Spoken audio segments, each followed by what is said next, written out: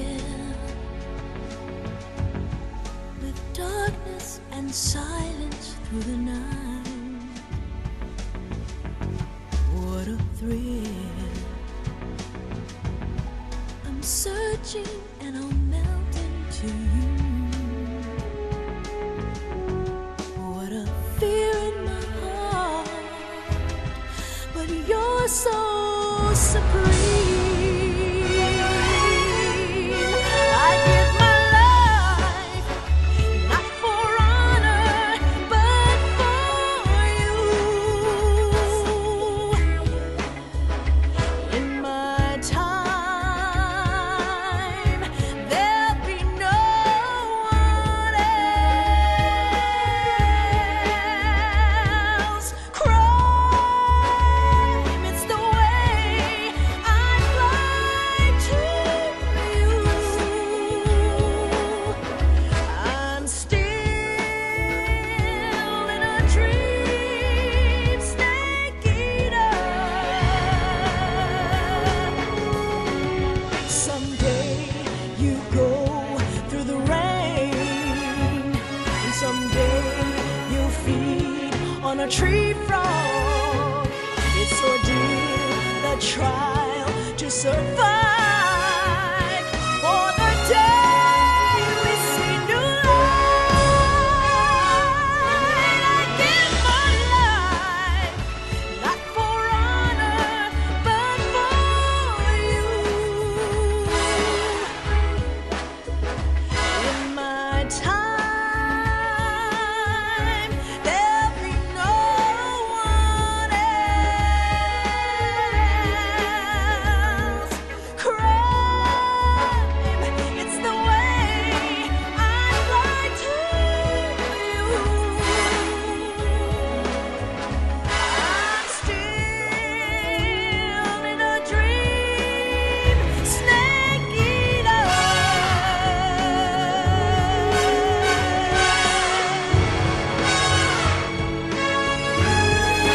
I'm still in a dream, snake eater.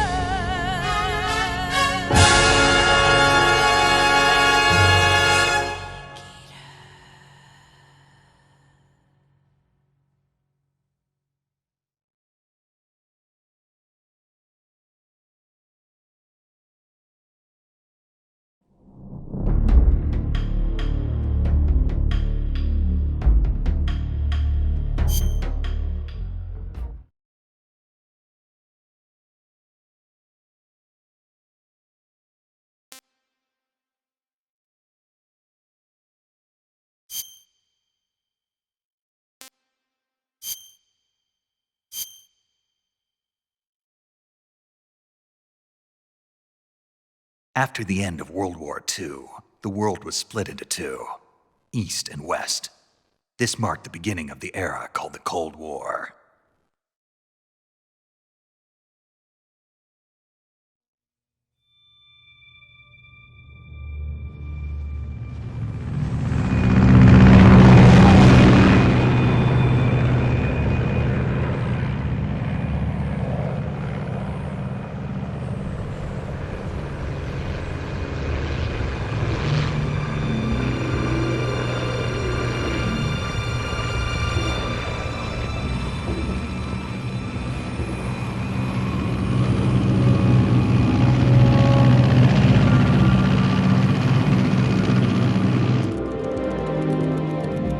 Flying over Pakistan, altitude 30,000 feet. Approaching Soviet airspace. 20 minutes to drop off. Commencing internal depressurization.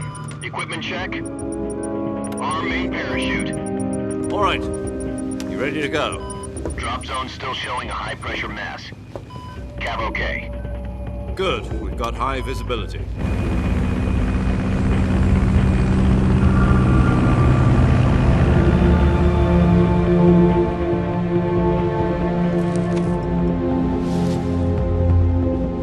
Put out that cigar. Connecting oxygen hose to interior connector. Put on your mask.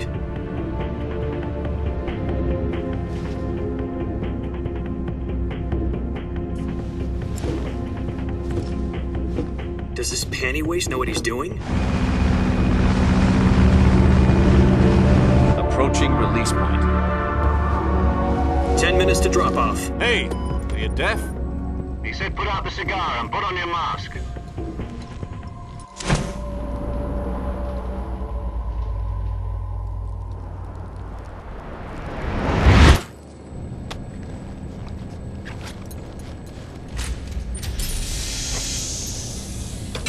Depressurization complete. Checking oxygen supply. 6 minutes to drop off. Opening rear hatch.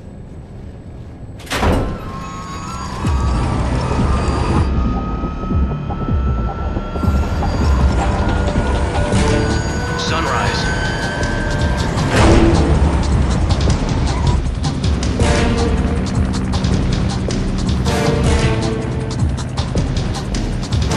External temperature minus 46 degrees Celsius. 2 minutes to drop off. Stand up. You'll be falling at 130 miles per hour. Try not to get frostbite from the wind chill. 1 minute to drop off. Move to the rear. Activate bailout model. This is one for the history books. The world's first halo jump. 10 seconds to drop off. Stand by. Status okay. All green. Prepare for drop-off. Countdown. 5, 4, 3, 2, 1. Spread your wings. And fly. God be with you.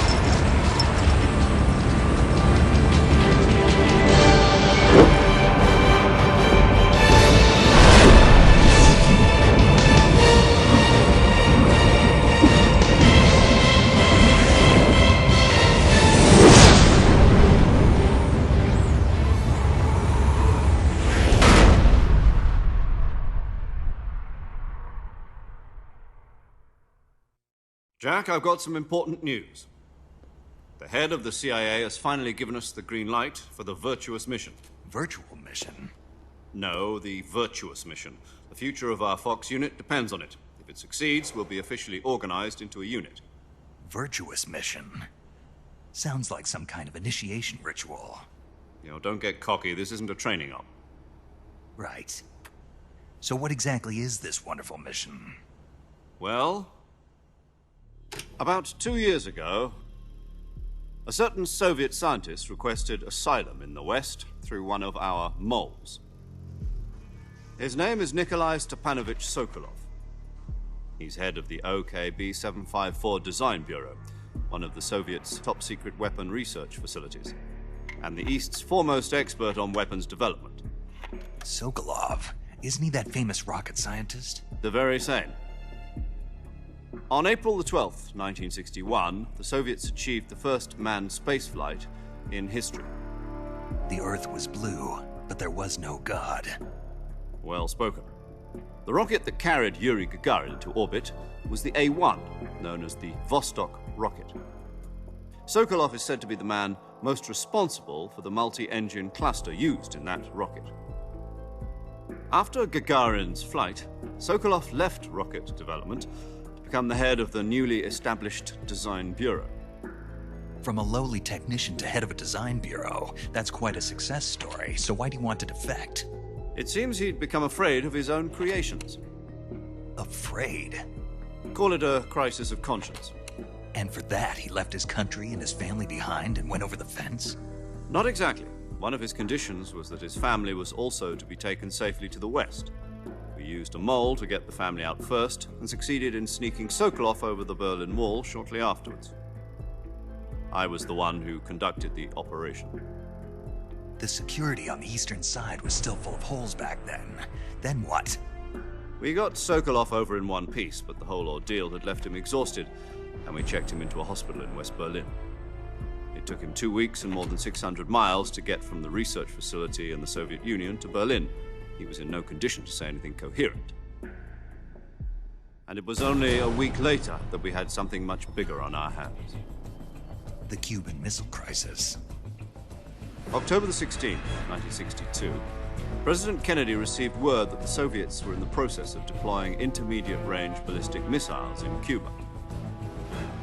The president demanded that the Soviets dismantle and remove the missiles. At the same time, he announced a naval blockade to prevent further missile shipments from reaching Cuba. But the Soviets didn't back down, instead placing their armed forces on secondary alert. Soviet transport ships carrying missiles continued on course towards Cuba. US and Soviet forces went on alert for an all-out nuclear war. Frantic negotiations were conducted through the UN's Emergency Security Council and unofficial channels to end the hair-trigger standoff. Finally, on October the 28th, the Soviet Union agreed to remove its missiles from Cuba, and so the world avoided a nuclear holocaust. But in order to get the Soviets to pull their missiles out, we had to make a deal. You mean the one where the US agreed to remove its IRBMs from Turkey? No. The Jupiter IRBMs deployed in Turkey were obsolete, and we were going to get rid of them anyway. They had no strategic value whatsoever to either the US or the Russians. The Turkey deal was a ruse, a cover story that was fed to the other intelligence agencies around the world. So what did the Russians really want? Sokolov. They wanted us to return Sokolov. You mean the Soviets pulled out of Cuba just to get their hands on Sokolov? That's right. What the hell was he working on? At the time, we had no idea. We were running out of time. It was either give up Sokolov or risk full-scale nuclear war. In the end, we had no choice. President Kennedy gave in to Khrushchev's demand. The next day, I got Sokolov out of the hospital, handing him over to agents on the eastern side. Sokolov kept on screaming, "Save me," until he disappeared from my sight. Then, a month ago, we received some new information from one of our moles. About Sokolov? Yes. He was taken back to the research facility and forced to continue working on the weapon in question under KGB supervision. What's more, it's on the verge of completion. So what kind of weapon is it? Something to do with space rockets? No, missiles. Same technology. I guess you're right. We don't know the details, but it appears to be a new kind of nuclear device. For half a year now, the Soviets have been conducting frequent nuclear tests at Semipalatinsk. Something to do with the weapon, I assume. We're talking about a secret weapon so big that Khrushchev was ready to pull out of Cuba to get it back. Is Sokolov still in the facility? No. According to our intelligence, he's in Selinoyarsk, a place in the mountains about 3 miles to the west that's known as the Virgin Cliffs. The Virgin Cliffs. Nice name for a virtuous mission. They moved him there just recently. Why? Apparently, they're conducting a field test of the weapon, but it's our best chance to get him back. This mission would never have been possible if he was still in the research facility. This is our last chance. Sokolov must have known that too when he contacted us.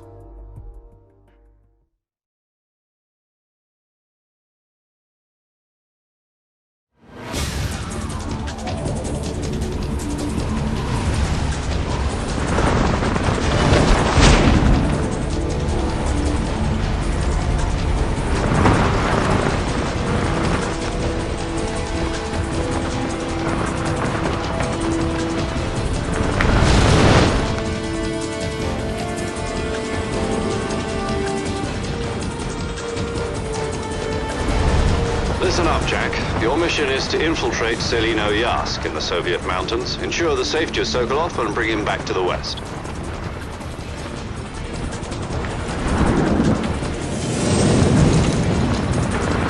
If we don't get Sokolov back before that weapon is complete, we'll be facing a major crisis. The clock is ticking.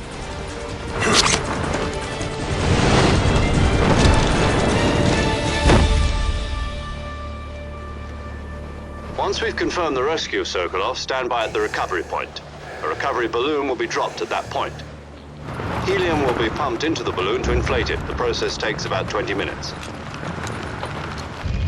Once it's complete, the gunship's arm will latch onto the balloon and pull it up. The Fulton surface-to-air recovery system. I'm familiar with the theory. Take it easy. It's been combat-proven. Do you think Sokolov is up to it? The shock will be less than during a parachute jump, and the arm can handle up to 500 pounds. So you're planning on going over the border in a single combat talon? She's equipped with two 6-barrel 20mm Vulcan cannons, as well as two 40mm machine guns. Sounds like she could hold her own against a battalion of tanks. Even with the fuel in the reserve tank, we're facing a 4-hour time limit. If all goes well, it shouldn't take more than a few hours. Home in time for dinner. But if anything goes wrong, you'll be eating dinner, breakfast, and all the rest of your meals in the jungle.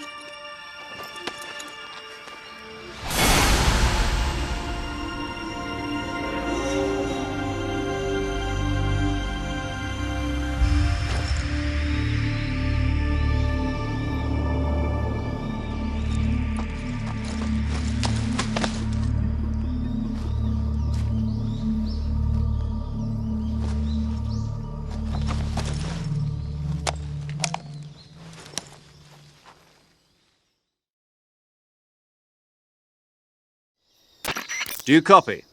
You're already in enemy territory, and somebody might be listening in. From here on out, we'll be using code names to refer to each other. Your code name for this mission will be Naked Snake. I'll be referring to you as Snake from now on. You're not to mention your real name. Snake? What, you don't like snakes? What do you mean? Well, you've eaten one before, haven't you? In survival training. I'm glad to hear that. I don't know if I'd ever order one in a restaurant, but... Be careful, you might not have a choice. What about you, Major? What should I call you? Let's see. I'll be Tom. Call me Major Tom. This will be a sneaking mission. You must not be seen by the enemy. You must leave no trace of your presence. Is that clear? This kind of infiltration is the Fox unit's speciality. In other words, weapons and equipment are procured on site. That goes for food as well. You're completely naked, just as your name implies. Great. Now I see why you asked me if I like snakes. I suppose calling me Snake was your idea of a joke, too. No. There's a good reason for that. I'll tell you later when the time is right. Gotcha. Getting back to the subject, how exactly am I supposed to feed myself? You've been issued a knife and a tranquilizer gun. Use them to hunt for food. You'll also find some medical supplies in your backpack. Yeah, about the backpack. I lost it in a tree on the way down. I see. Well, you'd better go back and get it then. You know where it is? No problem. I can see it from here. It's stuck on a branch. To climb a tree, stand in front of a tree that's covered in ivy and press the action button. I'll be monitoring your progress over the radio. We can't risk violating Soviet airspace, but I'll be in the gunship. My frequency is 140.85. I'll give you a call if I need to talk to you. If you need to talk to me, use the send function. Okay, Snake, go get your backpack.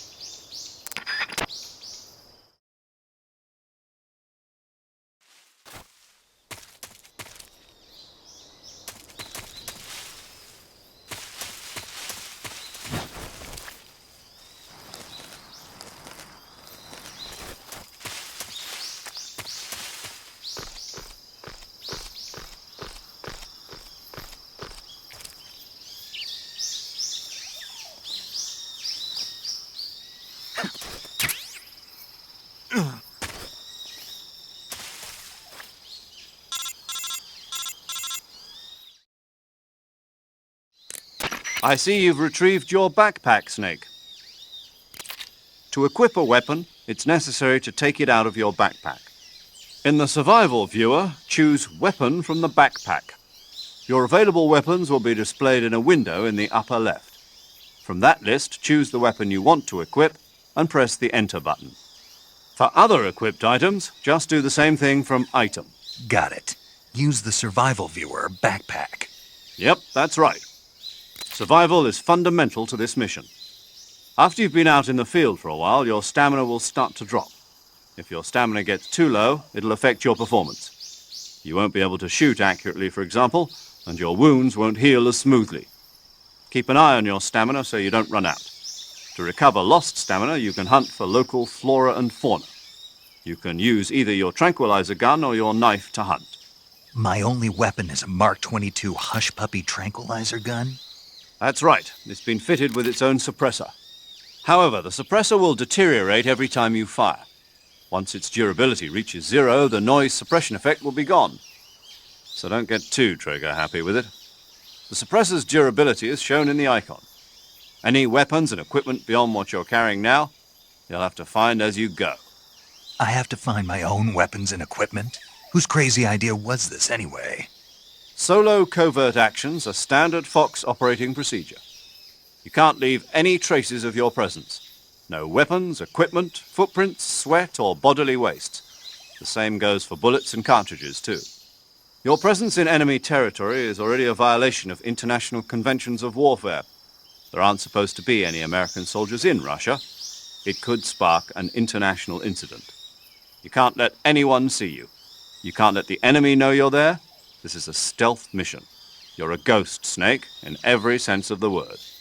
And there'll be no rescue if you're captured. The military and US government will deny any involvement in the affair. Then I'll just have to take care of myself, huh? I'm afraid so. You've been given a fake death pill for that purpose. SIS guidelines stipulate that soldiers on covert ops like this one be issued a potassium cyanide capsule. Tape it to your body so you can take it when you need to. How generous of you. Use it if you're taken prisoner by the enemy. It'll send you into a state of false death for a short time. Fooling them into thinking that I'm really dead. So how do I come back to life? Just take the revival pill. You mean that thing they put in my tooth before the mission? That's the one. But be careful. If you remain in a state of false death for too long, nothing will be able to bring you back. Remember that. I'll keep it in mind. You said this was a solo mission, right? Right. I guess that means I can't count on any reinforcements. Correct. The mission rests entirely in your hands. A real one-man army. Relax. There's a support team ready to back you up over the radio. Who? I'll introduce them to you. This time, survival is of utmost importance. The first member of the support team will be in charge of monitoring your physical condition, acting as a medic, so to speak, as well as recording your mission data. She's a member of Fox as well, and she's here on the gunship with me. She.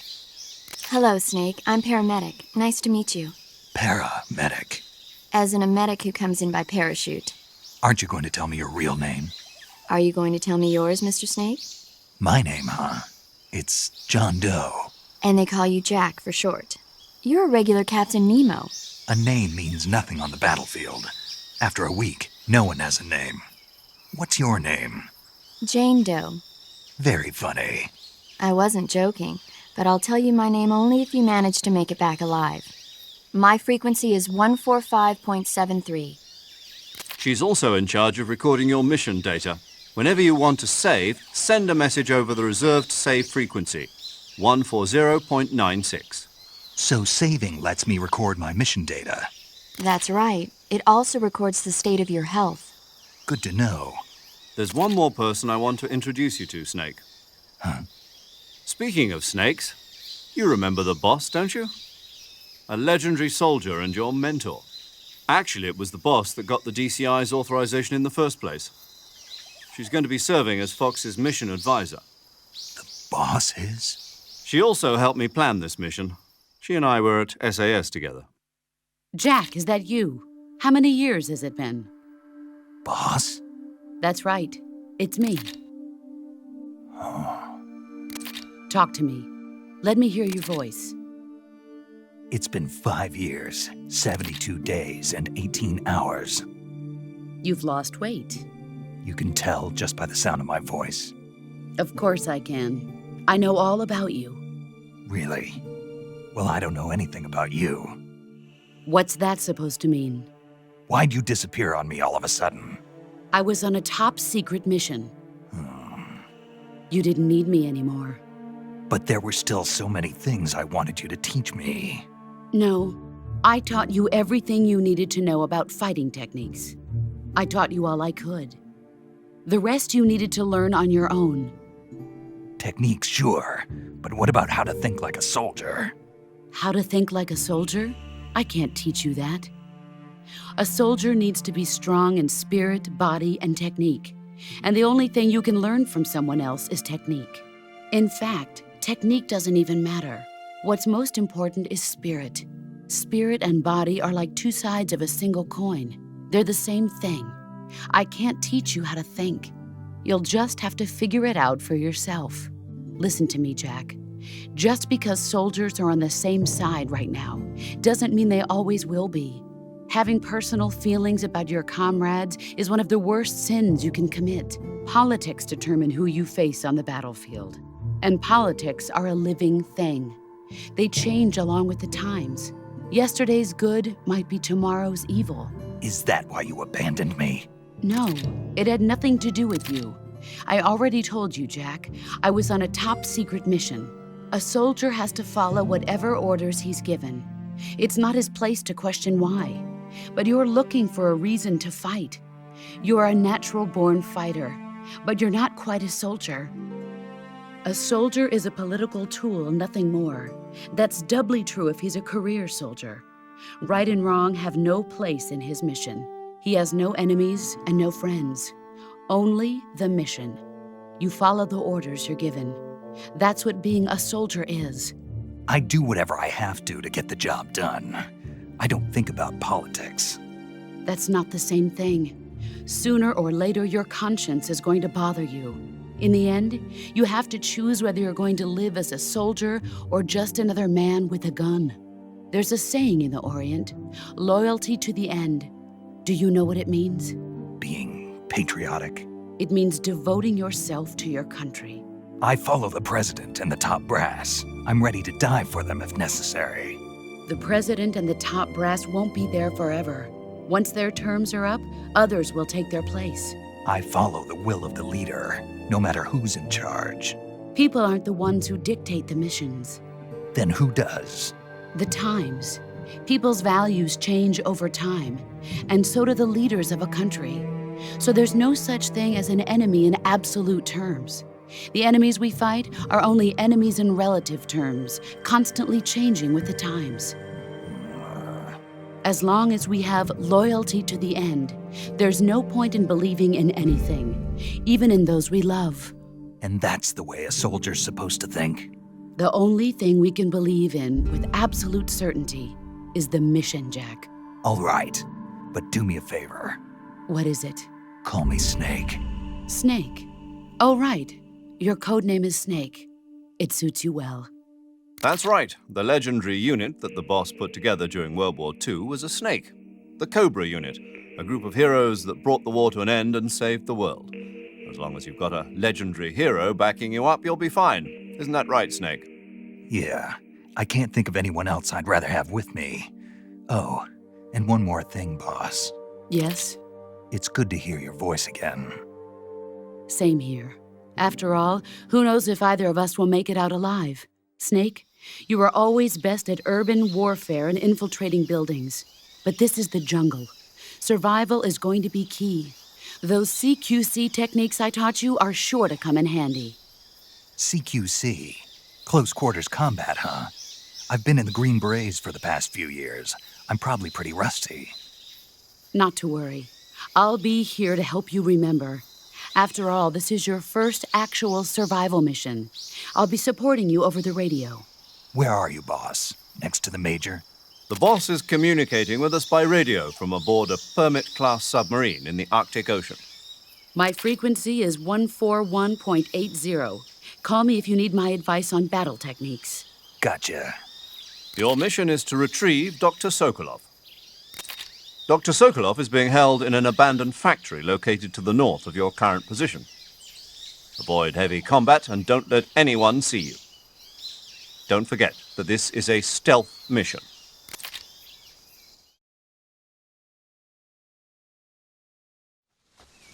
Snake, try to remember some of the basics of CQC.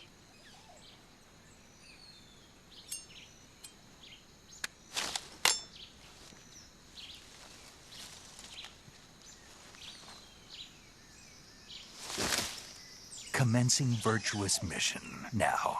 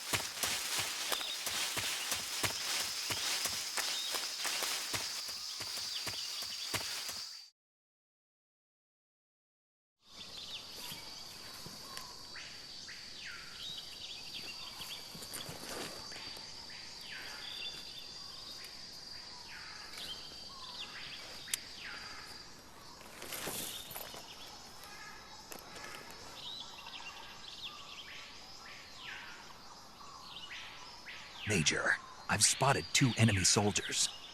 They're probably KGB troops sent to guard Sokolov. AK-47s and grenades.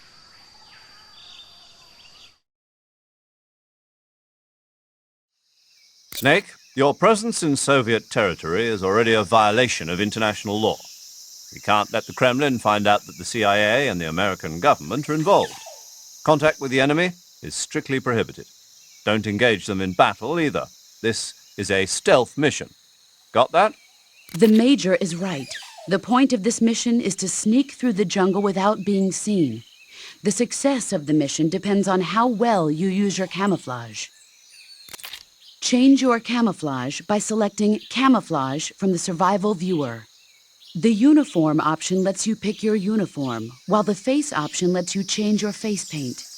Choosing camouflage that blends in with your surroundings will help you conceal yourself more effectively. Also, don't forget that anything that moves will stand out in the jungle. If you just stand up and run around like an idiot, you're bound to be spotted. But if you crawl instead, you should be able to sneak by without being noticed. You can see how effective your camouflage is by looking at the Camo Index. The Camo Index shows how well your current camouflage blends in with the surrounding area. The higher the value, the harder you are to spot, and vice versa. The key is to make yourself one with nature. Keep that in mind as you go along, okay?